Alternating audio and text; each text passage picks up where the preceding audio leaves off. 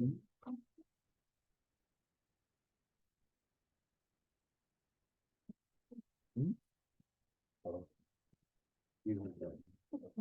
right, here we go.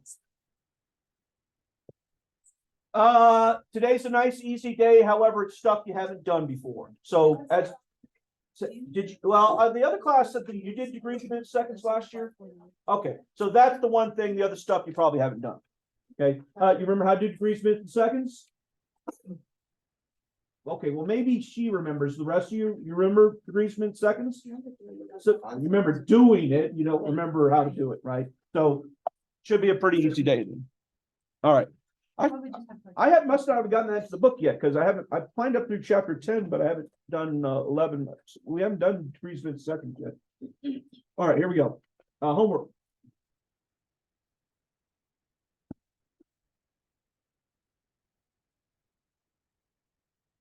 We tried. Yeah.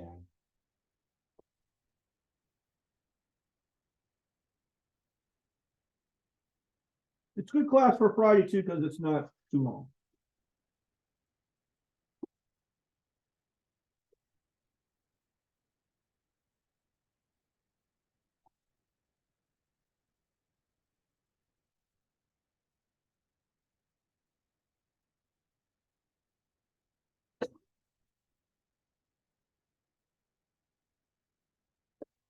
Very good.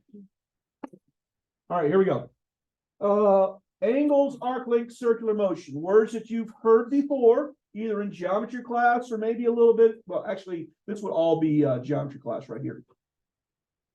Today we'll do none of that other than angles. All we'll do is angles today. We come back from Thanksgiving break. We'll do the other two. All right. A whole lot of little things today. They're all easy, right? But there's a lot. Chapter 6 through 10 is trig. Like most of the book is trig. 5 chapters of trig. Right? We say the heart of trig, and many of you, you're like, trig, I know trig, right? Hey, I've done trig before. Trig is what comes to mind? Right. Yeah, you know that. It's that stuff right there, right? All of you were, you were telling me about physics class, and you were doing all this, and well, the joke's on you, right? The joke's on you because that's just a tiny, tiny part of trig. When we really get into trig, you know that you're gonna like, why did I think that physics stuff was that challenging? Because we'll be doing way more challenging stuff than that. So here we go. We're gonna get started. I don't want you to write the definition down, but just so you know, trigonometry is a branch of mathematics, and it deals with the relationship between sides and angles of triangles. That's it. That's what trigonometry means. It deals with the relationship between sides and angles of triangles. Notice I didn't say right triangles. Sine, cosine, tangent, or SOHCAHTOA works with right triangles and only right triangles. Last year in Algebra 2, you learned 2 things. Okay, you learned SOHCAHTOA, but you also learned 2 other things. Yeah, that's how you find angles. No, but yes, right? That's something else. You learned that there's a way of using sine, cosine, tangent with non-right triangles. That's with the law of sines and law of cosines. You remember that? Or no? You remember doing law of sines, law of cosines? Julie, you better say yes. You literally did this like 3 months ago, 4 months ago. It was on the test I gave you. Really? Yes. Oh. I have it on my desk right here. I can show it to you. Or yeah, no, I got it. She had to take it because she took Algebra 2 over the summer. Okay. Trust me when I say you did this before. Trivia, trigonometry comes from work, Greek word trigonon, for triangle and metron for measurement. So it's measurement triangle. Why do we care about triangles so much? Like we're doing 5 chapters on triangles. Why triangles? Why not circles? Why not squares? Why not trapezoids? Triangles are in everything, right? You can take every one of these shapes right here. These aren't all shapes, but many shapes. You can take all of those shapes and simply put a dot in the center and connect it to the vertices, and you got nothing but triangles. Every single shape that you can think of can be made of triangles, even if you don't think so. Like, well, that's a trapezoid. It's actually not. The trapezoid triangle. Well, take the trapezoid and break it into another triangle. Now we got nothing but triangles. You can even take a circle and simulate triangles inside of it, right? Hey, let the number of triangles go to infinity, and you actually do have your circle. That's the concept of calculus. Is we let the number of triangles go to infinity. So therefore, this flat surface becomes immaterial on the bottom, and it ends up being curved. Right? If you do enough triangles, it replicates the curvature of the circle. If you let the number of triangles go to infinity. That's a calculus concept. This is why I taught you all geometry. When I taught you geometry, I said I can't prove pi r squared is equal to the area of a circle. I can show you this picture right here, and like, okay, yeah, I see it's a bunch of triangles. It's not a proof. You do the proof in calculus. Okay, enjoy next year. 3D shapes can be made up of nothing but this is how we make video graphics. If you zoom way in on the shape, it's just a bunch of triangles put together, right? There are a couple quadrilaterals in here as well too. Looks like somebody with a big brain, big ears too. Okay, well, you draw yours better. All right. Points taken, right? You can make triangles into any shape you want. So here we go. This is the start right now. All right, so we're going to start off with the basics. Recall from geometry the definition of an angle. What's an angle? What's an angle? Two lines. Two rays. Two rays. Well done. It looks like I did my job for at least one person. That's 2 years ago, right? Shape formed by two rays that share a common endpoint. First definition, write down. 1A. Angle. Two rays, one ray, two ray, is my second one, and they share a common endpoint. That makes an angle.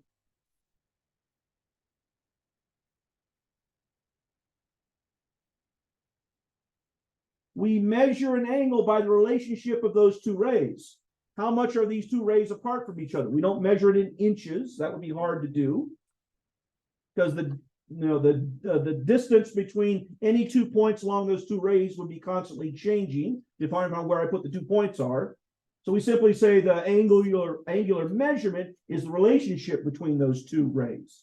How much is it open? Strange concept, degrees, right? We understand it intuitively, but to put words to describe it's a little challenging. But the relationship between these two rays is that angle itself. Okay, I can make the rays longer, shorter, and the angle doesn't change.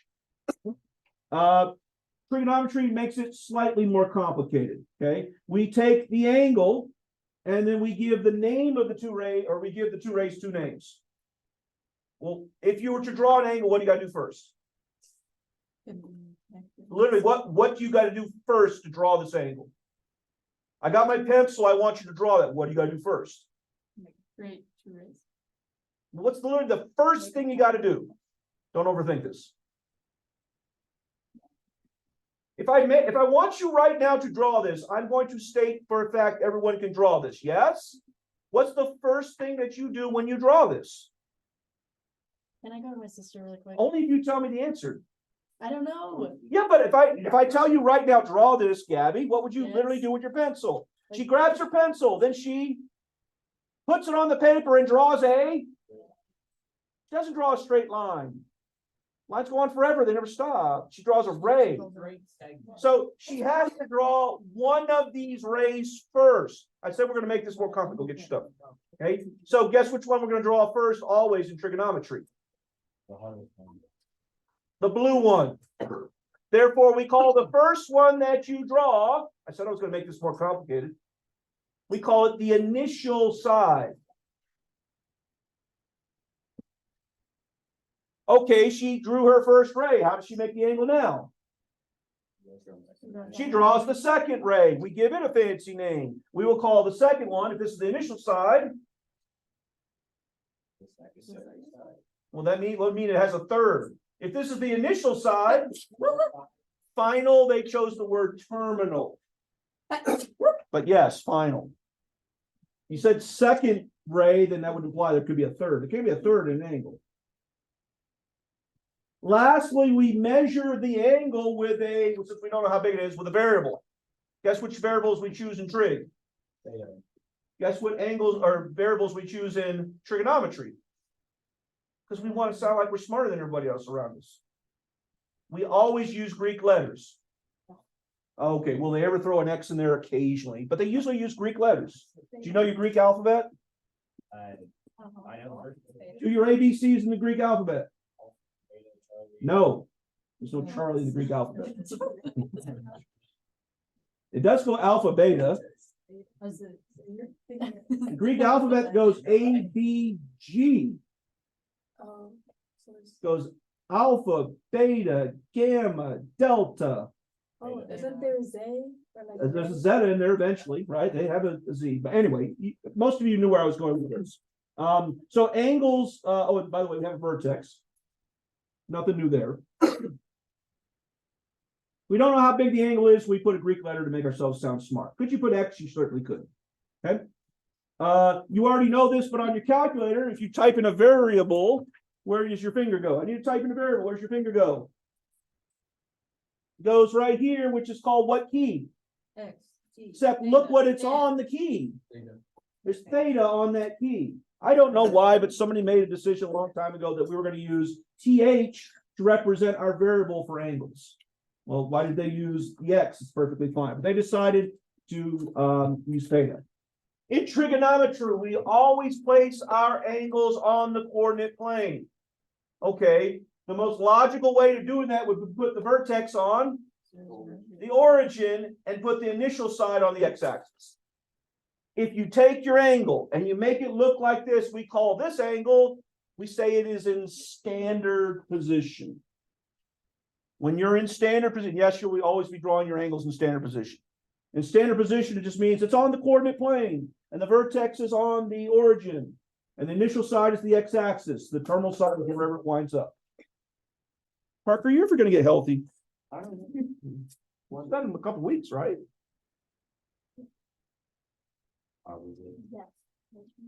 Sadie says yes. Sorry, Parker. It's so. TMI. No, you're doing this to me, like you're sitting there dying, and I'm like, what the I heck? didn't mean to be pick on Parker, but oh well. He coughed at me before. He coughs to everybody at this point. Drink more orange juice or something. I don't know. Run 10 miles. Get out of your system. Okay, we okay with the understanding of standard position? Tonight for homework, we're going to ask you to draw angles in standard position. Well, that literally means they want you to graph these things on a coordinate plane. Do you need to do it on a graph paper? Sure, if you want to. You can draw an X and a Y and make it work. We okay?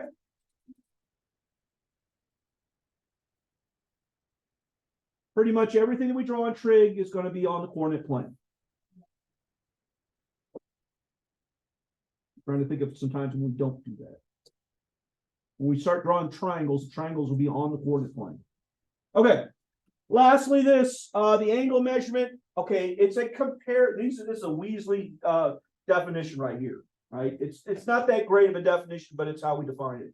It says it's just a comparison of the terminal and initial side. What does that mean? Well, we kind of know what it means just because we dealt with angles all the time. But it's not a measurement in terms of, I don't know, inches or centimeters. It's a comparison to this special number 360. How much of 360 is the difference between the initial and the terminal side? Is it open halfway? Is it open a quarter way? Is it open the full way? If it's open the full way, it's 360. If it's not open at all, it's 0. If it's open a quarter of the way, it's 90 degrees. So it's a relationship between initial and terminal side in relationship to 360 degrees, which would be completely open. It goes one complete rotation.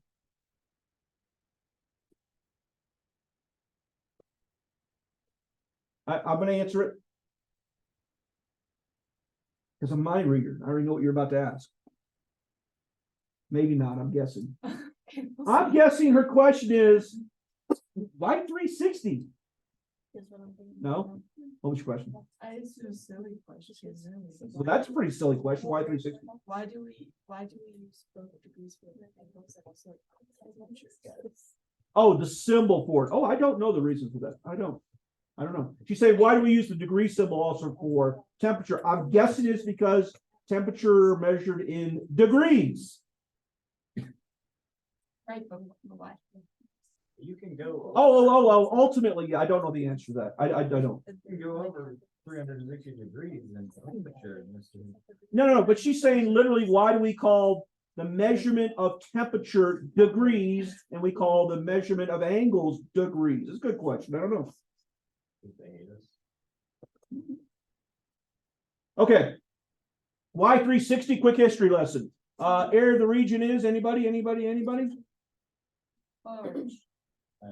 Mesopotamia. Mesopotamian, you had the Mesopotamians, you also had other cultures that lived there. Currently, this is where Iraq is, right? This is the Tigris-Euphrates River, the Fertile Crescent.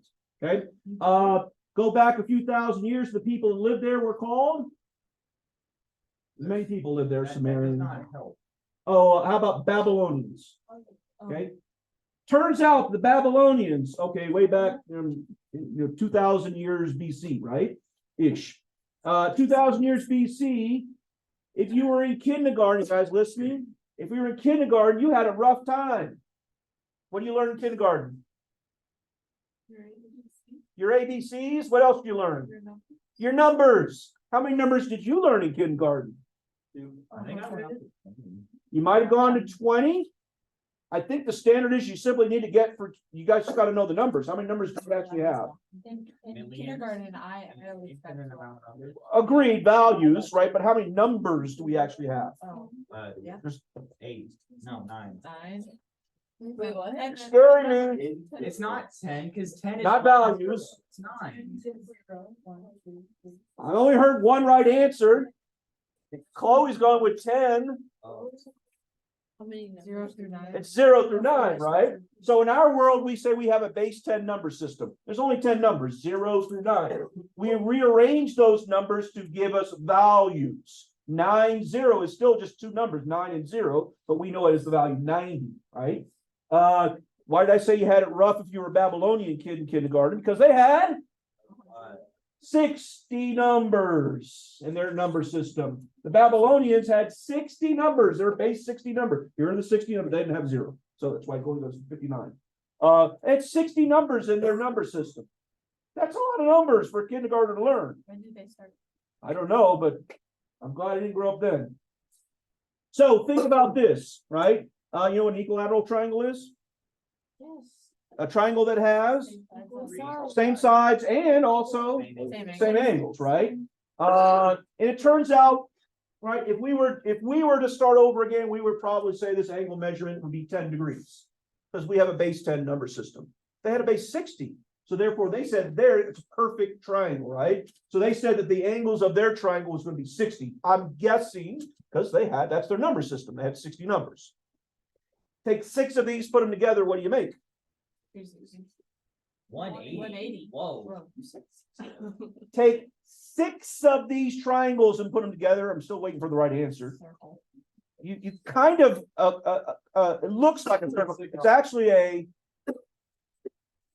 hexagon, but each angle right here we said was 60. 60 times 6, 360. That's where we get our 360 for a circle. Okay, that's a long explanation, but that's the history lesson of why a circle's 360. Okay, back to angles. Okay, so I got my angle, new idea. Okay, it turns out for angle measurement we use Greek letters to represent variables. We've already mentioned this. Theta is the most popular one, but you'll see us using alpha, beta all the time. If you open up the back of the book of your trig and you see the trig functions there, you're going to see alpha and beta all over the place. Pi is a letter, right? It's the Greek letter P. You could, but we don't because it's pi, right? Okay, so theta is the most popular one, but in our book, you're going to see alpha, beta, gamma plenty of times. All right. For higher level math, angles come in 3 forms. You may or may not have seen this before. Let's see. You've seen one of them for sure, just regular angles. If we took a protractor up here, we probably find that angle is 45. about 45-ish degrees, right? You've seen this before. Hey, what direction did you move from the initial side? You moved counterclockwise. So we say if that's 45 degrees is what kind of number? Positive. So therefore, if you go in the positive direction, you go kind of counterintuitive, not to make a pun, but yeah, positive angles go counterclockwise. which would therefore tell you the second type is Negative angles go clockwise. negative angles go clockwise from what position? The initial side. The initial side is always the x-axis. So when tonight for homework, when you're doing negative angles, you start at the x-axis, right? On the positive side of the x-axis, and you go clockwise. So there's your negative angles. So the negative angle here on this one for angle beta right here is actually from blue to red around the outside. Okay. On my first one, a positive angle, I'm still going blue to red, but I'm going on the inside. I'm going counterclockwise. Does that make sense? Okay. I said there were 3 of these, right? There's 3 of these. So here we go. You ready? You ready to watch the video? I want you to watch the front of the skateboard. Where's the front of the skateboard? No idea. We'll watch it again. Where's the front of the skateboard? Back to the front. So what did he actually do? He rotated 360 degrees. So what did he? No, he didn't. Well, wait. 1, 2. I said So what did he actually accomplish? 7, No. What did he actually accomplish? 9, If I were to close my eyes between the beginning and the finish, what did he accomplish? nothing. Nothing. That's the third type of angle.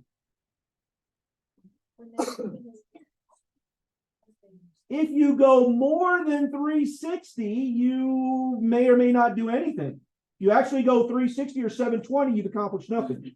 You've just gone around in a circle. You're still facing the same direction. The angle is still the same measurement. If you go around 360, take a 45-degree angle, go around 360 degrees, and you're still a 45-degree angle. You've accomplished nothing.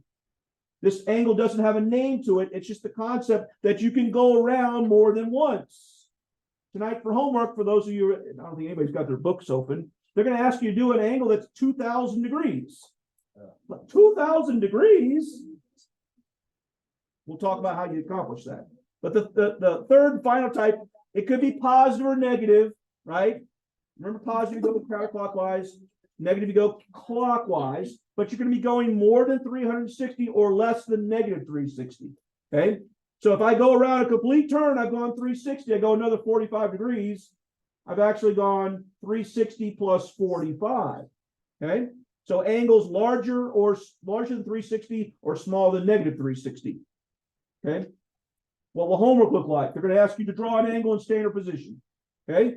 So here's 4 of them. If I draw in standard position, well, I need graph paper, I need XY coordinate plane. 45 degrees, right? I think you can probably do that one in your head, would look something like that. Yeah? Make sure you label. What would negative 90 look like in standard position?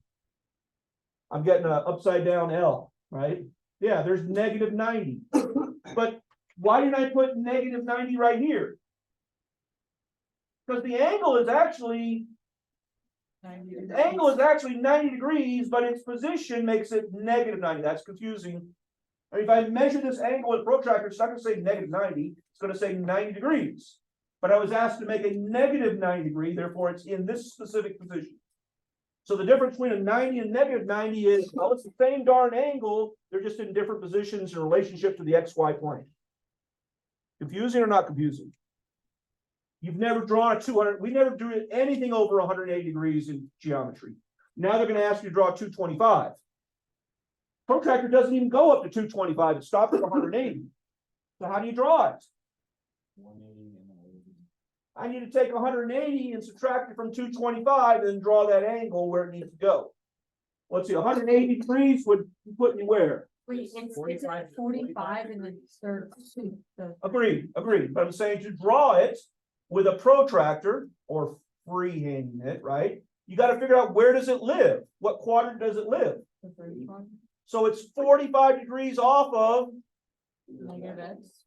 the negative X. I like that, right? So it's 45 degrees off the negative X. So initial side is always your initial side. It's the X coordinate. We need 45 degrees off. Lisa, you can't see this, but I'm making a dotted line for the negative portion of the X. So that's your 45 degrees right there. Yeah. Most of you guys are just going to freehand it. You're like, oh, it's kind of like right there. Just be careful. All right. Does that make sense?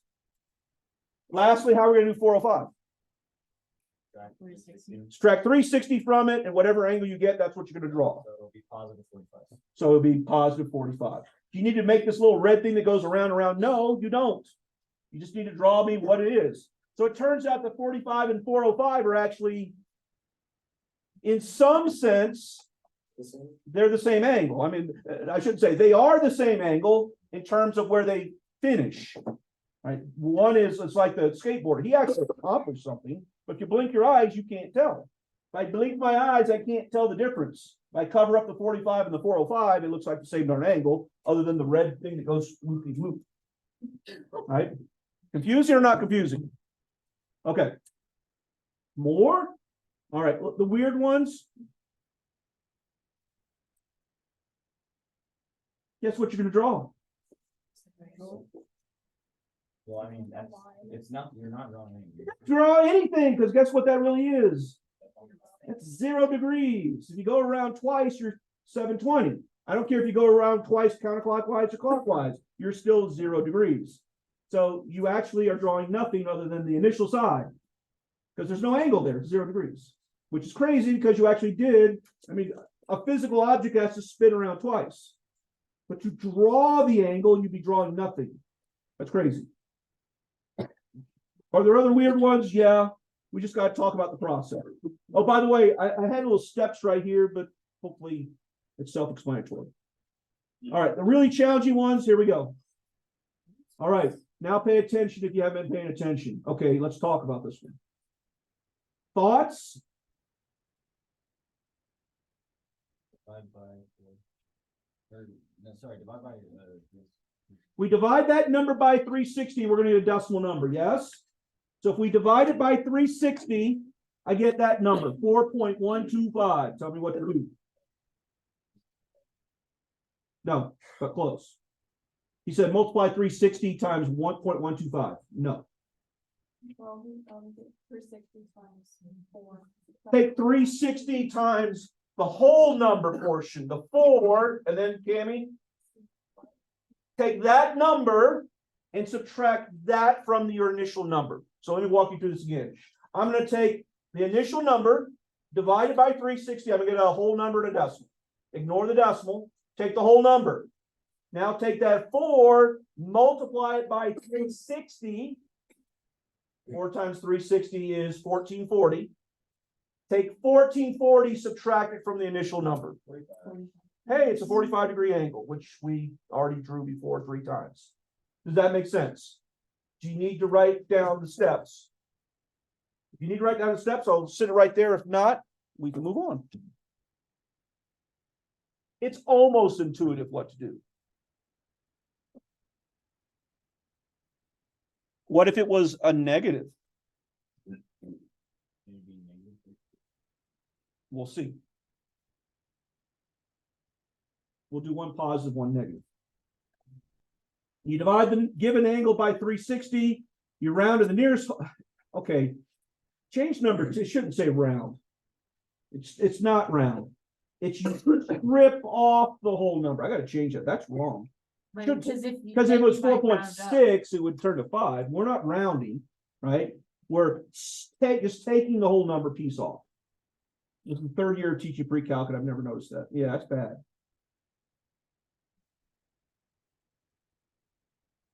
Then take that number, multiply by 360, subtract from the original number. That's the angle you need to graph, what to draw. Good? Show you a -1, okay? One more. See it? Step number 1, ignore the negative. Just look at 1180. Divide 1180 by 360. It's going to be the same steps. Ignore the decimal part, strip off the whole number, 3. Do 3 times 360. 180. Okay. 1080. Subtract 1080, not from negative. That will give you even a bigger number. Subtract 1080 from 1180. Okay. That gives me 100 degrees. And then guess what the last step is? Put the negative back in. Couldn't you just always have the negative? Well, this step is, Negative 180. this would be the one that would give you a problem. Because if you did negative 1180 minus that, you get negative what? Oh, I just did 2360. negative I'm sorry, negative 1180 20. minus negative. 2260. I mean, if you just logically think it through, you wouldn't make a mistake. But this would be if you left negative 1180 as negative, you'd make a mistake right there. Because then you would have to add 1080 to it. If you leave a negative 1180, that's fine. Once again, I round down to the nearest number. No. Just strip off the whole number. I got to change that. Hopefully, Lucy, you understood that. Most kids get this one intuitively. We good? All right. Got one thing left to do today. And you guys already said you knew this. Let's see if you remember. Really new stuff? Well, clearly no. Last 2 years I taught this. Nobody said they learned this in Algebra 2, but I didn't teach Algebra 2. This year I'm teaching Algebra 2, so maybe. So, It was like very. okay. So it turns out degrees, if you're trying to fly from, say, Colorado to New York City and you're in an airplane, you use your compass and you go in a direction. If you fly on a specific degree, you're going to wind up sort of close, but you're not going to get there. You're going to get sort of close. You need to be far more precise than that. Okay, so there's two ways of doing precision with degrees. The first one is, well, clearly, decimals. For some reason, historically, we haven't used decimals. In terms of degrees, historically, we haven't used decimals. Blame the Babylonians again. Okay, there's a second way of doing this, right? This is the obvious way, right? But the actual way, it is on your calculator, by the way. It's a key that you haven't even noticed, right? Anybody know? You said you did this last year. It's minutes and seconds. It's minutes and seconds, right? Typically, degrees are written in degrees, minutes, and seconds. Okay. Well, clearly that means the relationship between minutes, seconds, and degrees are, what's the relationship? It's the same as on a watch. You know, what's the relationship? There are 60 seconds in a 60 minutes in a degree. and 60 minutes in degrees. Just swap out the word degree and hour and you got the idea. Historically, this is what we do. These are called degrees, minutes, seconds. These are what's on your calculator, which is why you have a degree symbol. You have a minute symbol, that's the one little apostrophe, and the half of the quotation mark, that is your seconds. And it is on your calculator. It's above the plus symbol, I believe, is your double. All right. So typically, this is how we write things. Okay. Blame the Babylonians once again with their darn 60 numbers, right? 60 minutes in each degree and 60 seconds in each minute. Cool. Yeah. So guess what we're about to do? We're going to convert. That's the last reindeer game, is to convert between decimals to DMS and from DMS back to decimal. Okay. Every trig class or pre-calculus or college algebra class, apparently in algebra 2, you get this class. Okay, I'm going to admit something. I've never had to. I did this in the Army, right? If you're reading a map, you have to convert latitude and longitude. Latitude and longitude is given in degrees, minutes, and seconds. Okay, but in regular civilian life, I've never had to ever mess with DMS. Sometimes on your GPS, if you actually call up, hey, where am I right now? It'll list it in degrees, minutes, and seconds, or decimal degrees. So swapping before the two, I guess it has applications. I'll just say in calculus, never used it. Never used it, right? We would always use decimal degrees and be done with it. Never had to convert it to degrees, minutes, seconds. But you're going to learn it. All right. So here we go. I'm going to write the steps down. You're going to copy them down and then make sure you understand the process. So step number 1 is converting DMS to decimal degrees. So I'm going to hand you DMS, degrees, minutes, and seconds. You're going to convert it to decimal degrees. Step number 1, rewrite it with just the whole number. In other words, you're going to strip off the degree portion. I'll give you plenty of time to write this down. Step number 2, you're going to convert minutes to seconds and add the given seconds. It makes no sense, but it will when we do an example. Step number 3, convert seconds to degrees by dividing by 3,600. Well, that's a pretty strange number. Why that number? How many seconds in an hour? How many seconds in a degree? It's the same number, 3,600. Step number 4, you rewrite it with the degrees, and that's it. And then we'll do an example so you're not panicking. Those are the steps. They don't really make sense until you do an actual problem. Remember, I'm going to hand you DMS. You're going to convert to decimal degrees. That means degrees in a decimal. I'm not you guys are the phone people. I'm sure there is a way on my phone to call up the map and for it to tell me where I'm at, but I'm not exactly sure of that. More? Share my location, mark my location. Is that us, really? Yeah. Okay. Clearly, we didn't get a chance to finish this, right? I want you to copy this down, and then I want you to copy the other way, and then you may leave. I want you to look at the example in the book. It talks you through it. It's basically what I'm showing you right here. In order to do the last one, which is convert from degrees, minutes, seconds to decimal, or from decimal to this step. So here's decimals to DMS. Those are the 5 steps. When you're done with that, have a good break. I'll see you in 9 days. If you truly run into a problem with this, we can go over it on that Monday. Don't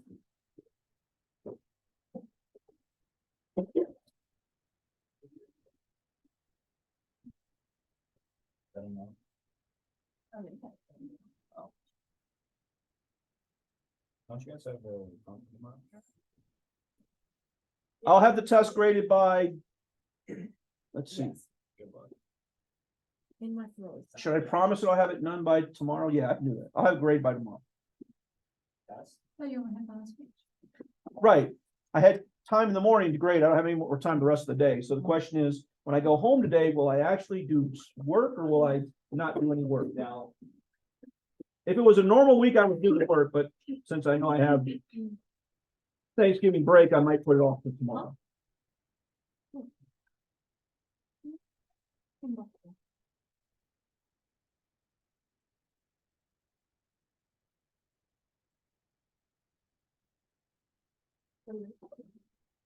I have coffee for it.